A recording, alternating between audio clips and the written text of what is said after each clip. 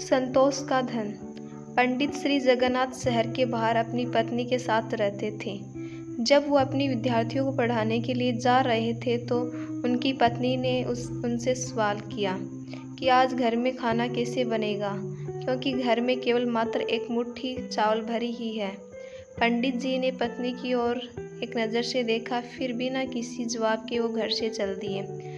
शाम को वो जब वापस लौटकर आए तो भोजन के समय थाली में कुछ उबले हुए चावल और पत्तियां देखी।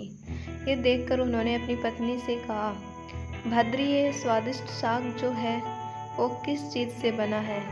मैंने जब सुबह आपके जाते समय आपसे भोजन के विषय में पूछा था तो आपकी दृष्टि इमली के पेड़ की तरफ गई थी। मैंने उसी के पत्तों से ये साग बनाया है।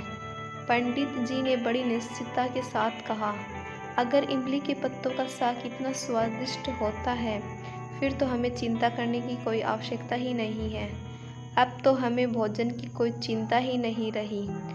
जब नगर के राजा को पंडित जी की गरीबी का पता चला तो राजा ने पंडित को नगर में आकर रहने का प्रस्ताव दिया, किंतु पंडित ने मना कर दिया। तो राजा हैरान हो गया और स्वयं जाकर उनकी कुटिया में उनसे मिलकर इसका कारण जानने की इच्छा हुई। राजा उनकी कुटिया में गया तो राजा ने काफ़ी देर इधर उधर की बातें की, लेकिन वो असमंजस में था कि अपनी बात किस तरह से पूछे। लेकिन फिर उसने हिम्मत कर पंडित जी से पूछ ही लिया कि आपको किसी चीज़ का कोई अभाव तो नहीं है ना? पंडित जी ने हंसकर बोले, ये तो मेरी पत्नी ही जाने। इस पर राजा पत्नी की ओर आमुख हुए और उनसे वही सवाल किया तो पंडित जी की पत्नी ने जवाब दिया कि अभी मुझे किसी भी तरीके का अभाव नहीं है, क्योंकि मेरे पहनने के वस्त्र इतने नहीं फटे कि वो पहने न जा सकते, और पानी का मटका भी तनिक नहीं फूटा कि उसमें पानी नहीं आ सके। और इसके बाद मेरे हाथों की चूड़ियाँ जब तक हैं, मुझे किसी चीज़ का क्या अभाव हो सकता है।